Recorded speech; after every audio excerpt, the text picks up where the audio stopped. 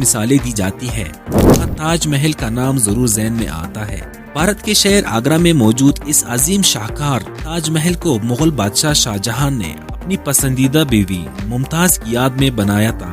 اس کی تعمیر 22 سال میں مکمل ہوئی تھی۔ تاج محل کو دنیا کے 7 عجائبات میں سے ایک سمجھا جاتا ہے۔ تاج محل کے بارے میں ایک دلچسپ بات یہ ہے کہ اس کی تعمیر میں استعمال ہونے والا سنگ مرمر کی چمک سورج کی روشنی کے مطابق بدلتی رہتی ہے۔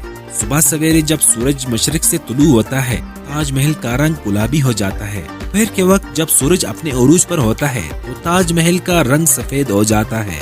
شام کو جب سورج مغرب میں غروب ہوتا ہے تو تاج محل کا رنگ زرد ہو جاتا ہے۔